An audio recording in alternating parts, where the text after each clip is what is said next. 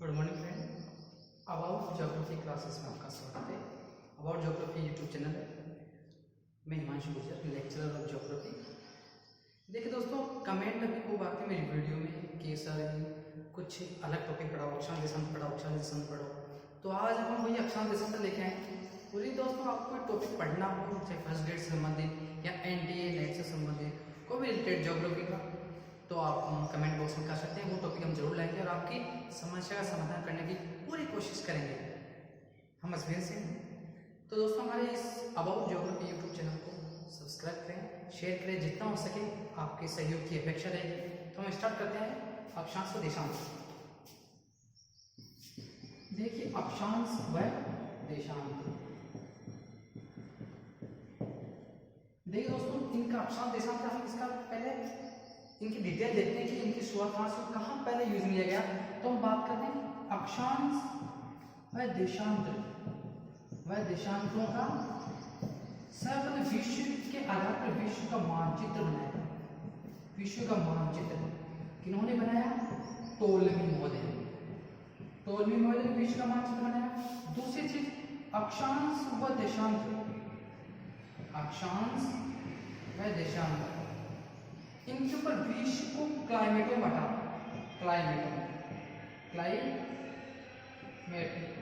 क्लाइमेटा यूं से कैसे थे सी क्लाइमेटा क्यों बटा? इन्होंने बांटा हिप्पार्टस महोदय ने पूरे इसको विश्व को अक्षांश व देशांतर रेखाओं के आधार पर पूरे विश्व को क्लाइमेटा में बांटा हिप्पार्टस महोदय ने।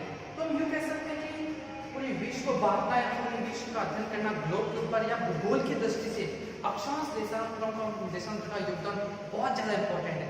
जिसको अक्षांश देशांतर परफेक्ट आ गए वो मतलब भूगोल अच्छी तरह क्लियर कर सकते हैं कि कहाँ कौन सा क्लाइमेट होना चाहिए, कैसा क्लाइमेट नहीं होना चाहिए। तो हम आज इसके आप इसी के लिए अक्षांश देशांतर का अध्ययन करेंगे तुलनात्मक रूप में। देखिए दोस्तों, तुलनात्मक रूप में ताकि वो आपको जल्दी समझ में आ जाए और किसी बात की प्रॉब्लम नहीं हो कि अक्षांश व देशांतर है। देखिए अब कैसे करते हैं हम अक्षांश को यूं समझते हैं। देखो, अक्षांश करने से पहले इनके किस प्रकार की आकृति देखेंगे। ये 0 डिग्री, 23.5 डिग्री उत्तरी अक्षांश, 66.5 डिग्री उत्तर पर, ये 90 डिग्री, 23.5 डिग्री दक्षिण में, 66.5 डिग्री 90 डिग्री। इसको बीच में है, उसको भूमध्य रेखा कहा जाता है। 0 डिग्री को विषुवत रेखा भी कहते हैं। 23.5 डिग्री दक्षिण अक्षांश को मकर रेखा कहा जाता है। उत्तरी अक्षांश को कर्क रेखा कहा जाता है। 66.5 को उत्तरी आर्कटिक वृत्त और दक्षिण को दक्षिणी आर्कटिक वृत्त कहा जाता है। ये ध्यान दीजिए, है ना। अब ध्यान रखिए एक चीज कि पृथ्वी, पहले हम समझाते हैं पृथ्वी आकृति कैसी है दोस्तों। पृथ्वी की आकृति जियोइड, ध्यान रखिए, जो गोल नहीं है, गोल नहीं है पृथ्वी की आकृति। छोटे बच्चों को पहले दोस्तों बताने के लिए कहते हैं मौसमी आकार के प्रकार होते नहीं, क्योंकि पृथ्वी की आकृति कैसी है इस प्रकार, मतलब भूमध्य रेखा उभरी हुई और ध्रुवों पर चपटी। तो इसलिए पृथ्वी की आकृति जो प्रकार की यानी कह सकते हैं लध्वक्ष गोलाभ, यानी कि स्फेरॉइड, ये पृथ्वी की आकृति है। ध्यान रखिए दोस्तों। तो हम बात करते हैं ये कितनी डिग्री झुकी है। पृथ्वी 23.5 डिग्री पर झुकी हुई है और 64.5 डिग्री का कोण बनाती है यूं ऐसे। 23.5 जब स्टेटमेंट ये है 23.5 डिग्री झुकी हुई है और 64.5 का कोण बनाती है। ये कोण बनाती है दोस्तों, ये वाला, ये 23.5 इसका, ये ठीक है। तो इसका मतलब हम कह सकते हैं यदि ये कोण झुकी हुई नहीं होती, दिन रात का बनना, ऋतु में बहुत सारा परिवर्तन आ जाता है जो वर्तमान हम देख रहे हैं। अब हम बात करते हैं अक्षांश होते कितने। पहली चीज, जितने भी अक्षांश पूरे पृथ्वी के अंदर ऐसे दीवार की तरह नहीं खींचे गए, काल्पनिक बनाए हैं। तो क्या हुए, सभी अक्षांश काल्पनिक हैं।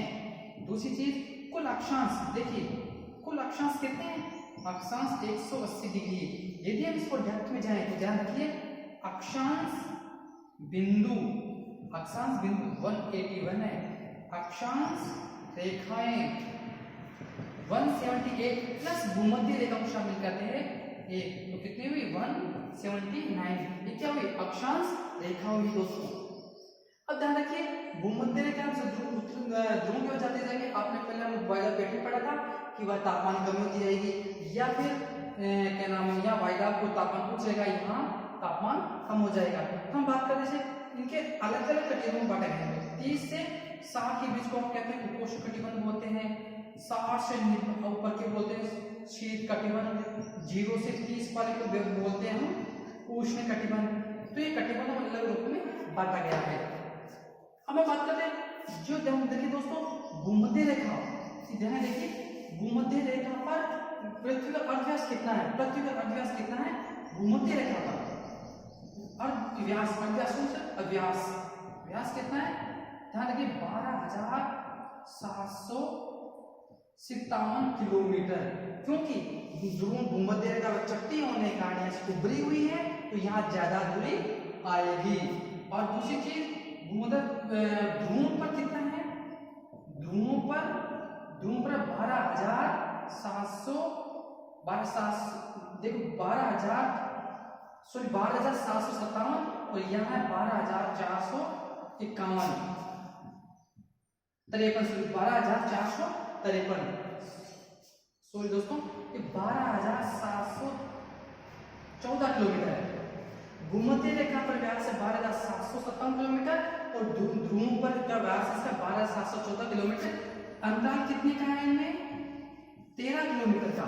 कितने का, 13 किलोमीटर का, यहाँ से और यहाँ, क्योंकि यहाँ थोड़ी सकड़ी है और यहाँ पर चौड़ी होने के कारण ये ध्रुवों का इनका व्यास हो गया। हम बात करते हैं जो अक्षांश से जो रेखाएं हैं, क्या रहना, जो अक्षांश रेखाएं ये सारी की सारी अक्सर पश्चिम से पूर्व की ओर खींची जाती है, पश्चिम से यूं पूर्व की ओर खींची चली जाती है। अक्षांश रेखाएं इन देखो भूमध्य रेखा पर भूमध्य अक्षांश, दो अक्षांशों के बीच की दूरी ध्यान रखिएगा, भूमध्य रेखा के ऊपर दो अक्षांशों के बीच की दूरी है 111 किलोमीटर। कितना है, 111.70 किलोमीटर। और यही इन दो अक्षांशों के बीच की दूरी कहां पर, ध्रुव पर, वह 110.57 किलोमीटर रखना। और यदि हम टोटल एवरेज बात करें तो दो अक्षांशों के बीच की दूरी है, अक्षांशों के बीच की दूरी है 111 किलोमीटर। ध्यान रखिएगा 111 एवरेज में 110.57 किलोमीटर क्या होगा ध्रुव पर। क्योंकि देखो जितने भी अक्षांश हैं ध्रुव की ओर जाते हैं, इनकी लंबाई में कमी होती जाएगी। सर्वाधिक लंबी किस पर है, भूमध्य रेखा पर। इसी कारण देखो पूरी पृथ्वी को, यदि पूरी पृथ्वी को दो बराबर भागों में बांटता है, कोई भी लाइन बांटती हो उसका कहते हैं वृहद वृत्त या ग्रेट सर्किल। तो हमारी भूमध्य रेखा, सभी अक्षांशों में भूमध्य रेखा ही ऐसी अक्षांश रेखा है जो पूरी पृथ्वी को दो बराबर भागों में बांटती है, दो बराबर। तो इसे कहते हैं भूमध्य रेखा, क्या कहते हैं, वृहद वृत्त, वृहद वृत्त। क्योंकि ग्रेट सर्किल भूमध्य रेखा ही बनाती है, बाकी अक्षांश रेखाएं ग्रेट सर्किल नहीं बनाती है, सिर्फ भूमध्य रेखा बनाती है, सिर्फ भूमध्य रेखा ही बनाती है। और इनके बीच की दूरी भी समान होती है, ध्यान रखिए चीज। अब हम बात करते हैं आगे, जो दोस्तों जब ग्रेट सर्किल बन गया, अब आगे क्वेश्चन कि दो अक्षांशों के बीच की दूरी क्या कहलाती है, दो अक्षांशों के बीच की दूरी क्या कहलाती है, दो अक्षांशों के बीच की दूरी क्या कहलाती है दोस्तों, ध्यान रखना, दो अक्षांशों के बीच की वह कहलाती है जोन, यानी कि कटिबंध। दो क्या कहलाती है, जोन। कौन सी, दो अक्षांशों के बीच की दूरी कटिबंध कहलाती है। इसी के आधार पर हम क्या कहा था, शीतोष्ण कटिबंध, उपोष्ण कटिबंध, बाद में ये कटिबंध शब्द यूज में आ गया। तो ये चीजें इसमें शामिल होगी। अब हम बात करते हैं देशांतर रेखाओं की। देखिए दोस्तों, देशांतर रेखाएं उत्तर से दक्षिण की ओर खींचते हैं। कैसे, उत्तर से दक्षिण की ओर। ये भी रेखाएं क्या होती है दोस्तों, ये भी काल्पनिक होती है। अक्षांश रेखाएं भी काल्पनिक है, तो भूमध्य देशांतर रेखाएं भी काल्पनिक है। हमने इसमें कर्क का 23.5 डिग्री पढ़ी, दक्षिण में 23.5 डिग्री। तो जब सूर्य का उत्तरायण होगा तब संक्रांति होती है, सूर्य का दक्षिणायन 23.5 डिग्री आने पर उसको मकर संक्रांति कहते हैं, जो आपको ध्यान होगा। अब आगे हम बात करते हैं कि देशांतर होते कितने, देशांतर होते दोस्तों, कुल देशांतरों की संख्या होती है 360 देशांतर होते हैं। तो जैसे आपने देखा ये मानचित्र, डीवाई मानचित्र, दीवार मानचित्र क्या होता है 180 डिग्री लाइन इधर भी होती है 180 डिग्री लाइन दोनों साइड होते हैं। तो हम क्या गिनते तो दो गिन लेंगे, नहीं दो नहीं गिनेंगे। जब ये ब्लॉक पर वापस आकर आएगी मानचित्र के ऊपर तो ये एक रेखा बन जाएगी एक रेखा। तो क्या हुई एक ही दिशा 180 डिग्री एक ही दिशांतर होता है जो कि क्या है अंतरराष्ट्रीय तिथि रेखा। ध्यान रखना अभी हम बात करेंगे यही लिख देते दोस्तों 180 डिग्री रेखा को क्या बोलते हैं अंतरराष्ट्रीय तिथि रेखा इंटरनेशनल डेडलाइन ये इसको कहा जाता है। दोस्तों बात करते हैं देशांतरों के बीच में। अब देखिए देशांतरों के बीच की दूरी भूमध्य रेखा पर सर्वाधिक होती है। जो जो भूमध्य रेखा से हम ध्रुवों की ओर जाते जाएंगे तो तो इन दो देशांतरों के बीच की दूरी कम होती जाएगी। और एक जगह ऐसा आएगा ध्रुवों के ऊपर जहां दो देशांतरों के बीच की दूरी 0 किलोमीटर हो जाएगी, यानी कि कोई दूरी नहीं रहेगी। तो क्या बात है दो देशांतरों के बीच की दूरी क्या कहलाती है? दो देशांतरों के बीच की दूरी कितनी है? भूमध्य रेखा बात करें यदि भूमध्य रेखा और बात करें तो दो देशांतरों के बीच की दूरी कितनी हो जाएगी दोस्तों 111.30 किलोमीटर। यहाँ भूमध्य रेखा में बात कर रहे हैं कितनी 111.30। अब यदि इसी प्रकार हम ज्ञात करें तो 30 डिग्री देशांतर अक्षांश पर देशांतरों की दूरी कितनी होगी 30 डिग्री बात करें तो ये जाएगी 96.5 किलोमीटर। और यदि हम 60 डिग्री अक्षांश पर देशांतरों के बीच की दूरी बात करें तो कितनी हो जाएगी 55.1 किलोमीटर। तो उसी प्रकार हम 80 डिग्री उत्तरी देशांतर अक्षांश पर देशांतरों के बीच की दूरी ज्ञात करते हैं तो वो होती 19.6 किलोमीटर। उसी प्रकार हम यदि 90 डिग्री पर जाते हैं तो ये 0 किलोमीटर की दूरी आ जाती है। कहने का मतलब है कि भूमध्य रेखा के ऊपर देशांतरों के बीच की दूरी अधिकतम होती है और वहीं पर यदि ध्रुव पर जाकर बात करें तो इनके बीच की दूरी बिल्कुल कम यानी कि 0 के इक्वल आ जाती है। तो दोस्तों हमने बात की थी कि अब इसमें कि दो अक्षांशों के बीच की दूरी क्या कहलाती है जोन यानी क्षेत्र या कटिबंध। उसी प्रकार दो देशांतरों के बीच की जो क्षेत्र होता है वो क्या कहलाता है वो कहलाता है गोरे। क्या कहता है GORE गोरे या गोर बात एक ही दोस्तों। कुछ को दो देशांतरों के बीच का जो क्षेत्र होता है उसको हम क्या कहते हैं गोर। तो आप में इनमें में अलग विषय का मतलब कंपैरिजन तुलनात्मक कंपैरिजन तुलना क्या ये भी समकोण ध्यान रखना। सभी अक्षांश और देशांतर रेखाएं एक दूसरे को समकोण पर काटते हैं। सभी अक्षांश देशांतर रेखाओं समकोण का अब इसकी परिभाषा क्या है कि एक जाल अक्षांश और देशांतर रेखाओं का जाल प्रक्षेप तो यह चीज और अक्षांश और देशांतर क्या कहते हैं जाल का ही रूप है। ये भी एक प्रकार का कि हम जैसे मान ज्ञात करें अक्षांश की परिभाषा कि भूमध्य रेखा से उत्तरी और दक्षिणी गोलार्ध में बढ़ने के ऊपर ध्रुवों के बीच में समकोण पर काटने वाली रेखाओं को अक्षांश रेखाएं कहा जाता है। समकोण पर काटती ये भी समकोण काटती लेकिन समकोण यहाँ ज्यादा होता है ध्रुव की हो जाता है कम हो जाती है। काटते से मान लो भाई यू की लाइन तो ये क्या कट रहा है ये लाइन अक्षांश के साथ कटी तो रही है बिल्कुल सही बात है। तो इसके अंदर हमारी बात हुई एक इसमें एक चीज आती है अंतरराष्ट्रीय तिथि रेखा। देखो अंतरराष्ट्रीय तिथि रेखा 180 डिग्री अंतरराष्ट्रीय तिथि रेखा कहते देशांतर ध्यान रखिएगा देशांतर। इसमें क्या मतलब है कि यदि आप इससे पूर्व के 180 डिग्री देशांतर में पूर्व की ओर जाएंगे तो आपको टाइम में वृद्धि होगी और पश्चिम में कमी होगी। क्या यूं है कि अपना जो वो समय मानते हैं वो मानते हैं 0 डिग्री ग्रीनविच रेखा से और ये कहां से गुजरती है लंदन से। लंदन किसमें इंग्लैंड में किसमें है इंग्लैंड में 0 डिग्री यहां से गुजर रही है ग्रीनविच रेखा कहते हैं वो कहां से लंदन से गुजरी। यहीं से विश्व का प्रमाणिक समय माना जाता है। क्या मानते हैं विश्व का प्रमाणिक समय लंदन से। और फिर प्रत्येक देशों ने अपने अपने हिसाब से अलग अलग देशांतरों पर प्रमाणिक समय माने जैसे कि भारत कितने मानता है भारत मानता है 82.5 डिग्री जो इलाहाबाद पूर्वी देशांतर इलाहाबाद के नैनी नामक स्थान से ये सब अपने अपने हिसाब से। अब मैं एक बात करूं कि विश्व को दोस्तों 24 समय कटिबंधों बांटा गया है। कितनों में 24 समय कटिबंधों में माना गया है।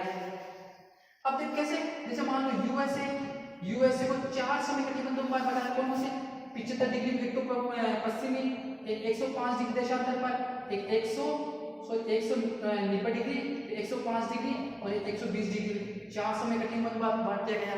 उसी प्रकार यूरोप महाद्वीप है, उसको 3 समय कटिंग में, एकमात्र महाद्वीप जिसको सबसे ज्यादा कटिबंधों में बांटा गया वह है यूरोप। यूरोप को 3 कटिबंधों में बांटा गया है। उसी प्रकार रूस को 11 कटिबंधों में बांटा गया है, जो कि सर्वाधिक समय कटिबंध की सर्वाधिक है। विश्व में सबसे ज्यादा 11 कटिबंधों किसको बांटा गया है? रूस को। कितने में? 11 कटिबंधों में। और भारत को एक से माना गया है। भारत को एक समय कटिबंध कौन सा? 82.5 डिग्री इलाहाबाद। इसका 82.5 याद करते, इसका मतलब क्या हुआ कि पूरे भारत के अंदर यहीं से समय मानते हैं, चाहे कितना भी डिफरेंट क्यों ना हो। तो ये हमारा अक्षांश और देशांतर रेखाओं की बात है, जो बेसिक नॉलेज है कि हमारा कि भूमध्य रेखा पर की दूरी अधिकतम होती है। और ध्यान रखिए, इसमें एक जो वृत्त है वो अक्षांश भूमध्य रेखा बना थी, एकमात्र अक्षांश रेखा। लेकिन देशांतर में सभी देशांतर रेखाएं, चीजें ध्यान रखिए, सभी देशांतर रेखाएं, एक ही नहीं, सभी देशांतर रेखाएं वृहद वृत्त बनाती है, यानी कि ग्रेट सर्किल बनाती है। ये चीज ध्यान रखिए। इसमें तो सिर्फ अक्षांश रेखाएं वृहद वृत्त बनाती है, इसमें जितनी भी अक्षांश देशांतर रेखाएं वह वृहद वृत्त बनाती है, मतलब ग्रेट सर्किल बनाएगी। इसका मतलब सभी देशांतर रेखाएं पूरे विश्व, पूरे ग्लोब को 2 बराबर भागों में बांटती है, यू सर्किल में चलते हुए। एक गोल है, यू सर्किल में चलते हुए। ठीक है। अब इसके अंदर ये एक बीच में से गुजरे तो ये बराबर भागों में बांटती है। यदि हम साइड उत्तरी अक्षांश की बात करें तो इतना सारा भाग रहता है ऊपर, नीचे ज्यादा भाग रहता है, तो ये बराबर भागों में नहीं बांट पाते। तो इसका मतलब क्या है? यहाँ भूमध्य रेखा, यहाँ पर सभी वृत्त। ये क्वेश्चन मैक्सिमम पुट अप होता है। तो दोस्तों, ये आपको तो समझ में आ गया होगा अक्षर देशांतर। और यदि आपको नेक्स्ट करते वक्त कुछ टॉपिक पढ़ना हो तो अब हमें जरूर बताइएगा कमेंट बॉक्स पर कमेंट करके, और हम नेक्स्ट क्लास में